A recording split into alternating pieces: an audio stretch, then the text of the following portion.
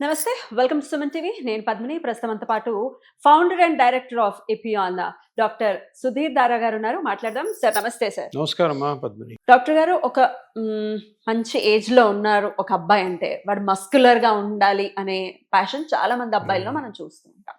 Muscular గా వాడు బాగా మెయింటైన్ చేస్తున్నాడు, వాడు మస్కులర్ గా ఉన్నాడంటే సూపర్ అనేది ఒక థాట్ ప్రాసెస్ ఉంది ఈ మధ్య ఉండే జనరేషన్. మరి జిమ్ కి వెళ్ళి ఇట్లా మజిల్ ని బిల్డ్ చేయటం కానీ, జిమ్ ఎక్విప్మెంట్ ని చాలా రెగ్యులర్ గా వాడటం కానీ మన ఎంటైర్ బాడీ మీద ఎటువంటి ఇంపాక్ట్ ని చూపిస్తుంది ఓవర్ ఏ పీరియడ్ అనేది నా question doctor. First of all gym ఎందుకు చేయాలి?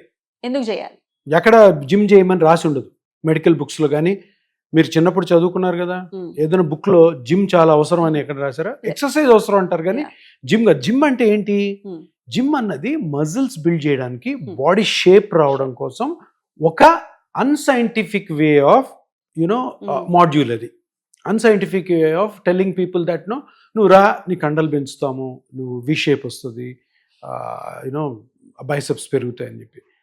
దానికి హెల్త్కి సంబంధమే లేదు. జిమ్ ఎందుకు చేస్తున్నావు అని ఎవరినన్నా అంటే ఏమంటారు? ఫిట్నెస్ అంటారు. ఫిట్నెస్ మీనింగ్ ఏంది? మస్క్యులర్ గా ఉండటమా? ఏమి లేదు. ఫిట్నెస్, ఫిట్ గా ఉండడం అంటే మీనింగ్, డెఫినేషన్ ఉండాలా? హెల్త్ కి డెఫినేషన్ ఉంది. ఏంటి హెల్త్ డెఫినేషన్? నేను హెల్దీ అంటే నాకు జబ్బులు లేవు.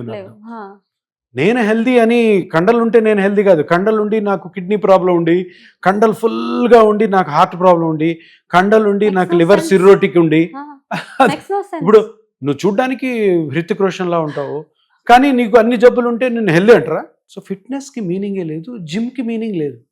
సరే, మరి జిమ్ ఎందుకు నడుస్తుంది? అందరు కూడాను ఫిట్ గా అంటే మజిల్స్, మస్క్యులర్, అబ్డోమెన్ లేకుండా, థైస్ అట్రాక్టివ్ కనపడాలన్న కోరిక అందరిలో ఉంటుంది. ఆ కోరికని బిజినెస్ చేసి జిమ్ చేశారు. కానీ కొంతమందికి జిమ్ అవసరం. ఎవరికి? సెలబ్రిటీస్కి. వాళ్ళు బాగా కనపడితేనే వాడికి డబ్బులు వస్తాయి. పాపం అట్లా కనపడి రాత్రికి అన్నం తింటాడు.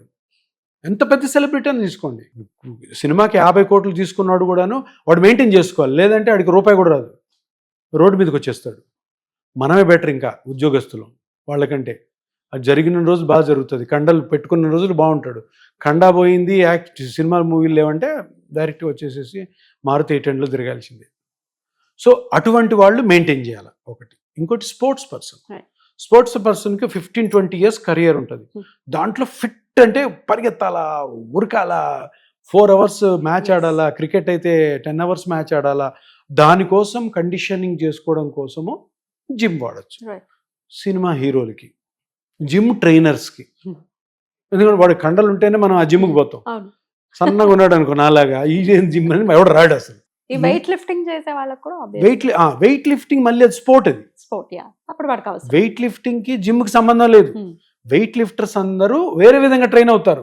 ఈ పొరపాటు జరగండి. వెయిట్ లిఫ్టర్స్ అది ఒలింపిక్స్ లో, నేషనల్ గేమ్స్ లో, ఏషియన్ గేమ్స్ లో ఉండే స్పోర్ట్. అది cycling sport, running sport, walking sport.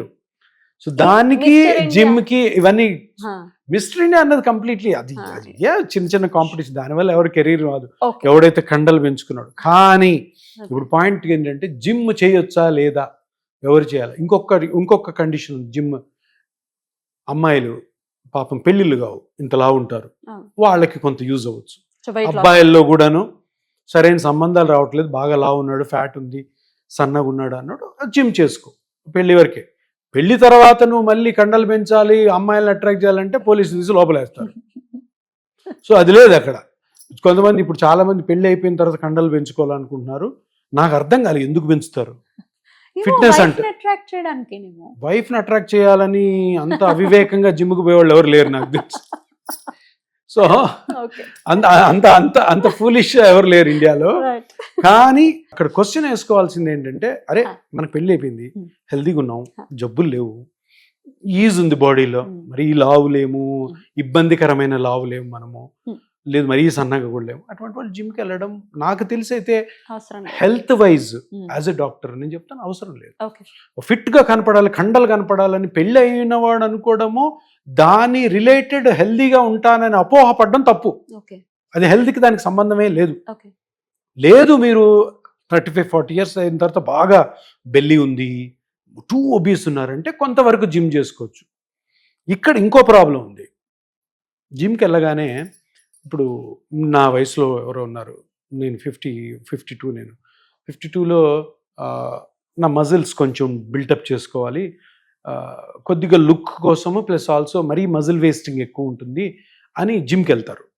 జిమ్కి వెళ్ళినప్పుడు నా ఏజ్లో ఈ జిమ్ ట్రైనర్స్, జిమ్ దగ్గర కొంతమంది డైటీషియన్స్ వగైరా ఉంటారు. వీళ్ళు ఏం చేస్తారంటే, సార్ ప్రోటీన్ తినాలి సార్ అని ప్రోటీన్ పెడతారు. వే ప్రోటీన్ అని ఉంటుంది, ఇంత డబ్బా ఉంటుంది, 5 కేజీల డబ్బా, అది కొనిపిస్తారు.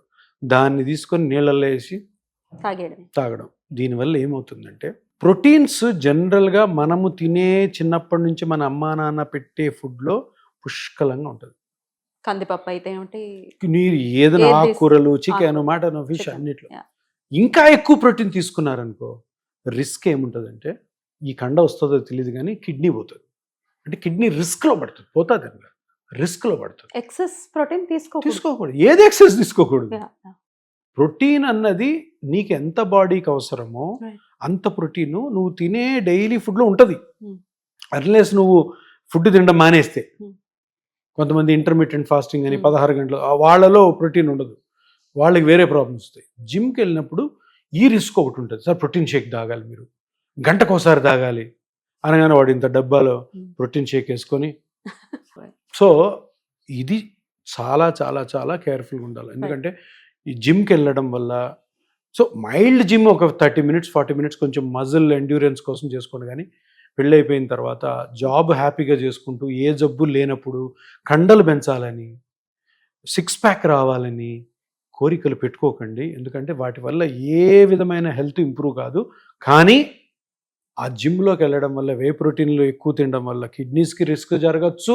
ప్లస్ అనవసరమైన వెయిట్లు ఎత్తడం ద్వారా హార్ట్కి ప్రాబ్లమ్స్ వచ్చి చాలామంది సెలబ్రిటీస్ జిమ్లోనే చనిపోవడం జరిగింది. ఇండియా పొలిటీషియన్ కూడా చనిపోయినాడు, ఒక కన్నడ హీరో చనిపోయినాడు, ఎంతోమంది చనిపోతున్నారు.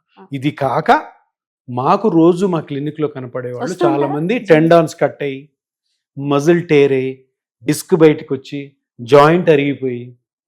ఇప్పుడు ఒక అమ్మాయి వచ్చింది మన దగ్గరికి, 38 years.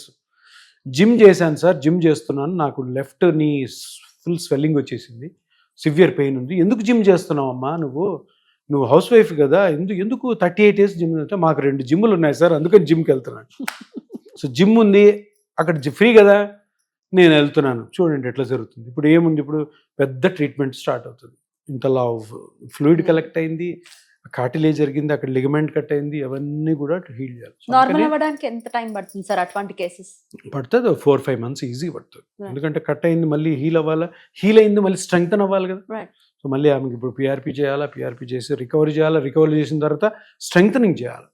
సో అందుకని జిమ్ అన్నది చాలా జాగ్రత్తగా ఎవరు చేయాలో తెలుసుకోవాలి. అందరూ కూడా మన పక్కింటోడు జిమ్ చేస్తున్నాడు, సినిమా యాక్టర్ చేస్తున్నాడు, నేను కూడా సల్మాన్ ఖాన్ లాగా అయిపోతాను, హృతిక్ రోషన్ లాగా అయిపోతాను అనుకొని కానీ వెళ్ళారు అంటే మీకు మెడ మీద కత్తి మీరే పెట్టుకున్నట్టు. చాలా జాగ్రత్తగా ఉండండి. థ్యాంక్ యూ డాక్టర్ గారు. నమస్కారం.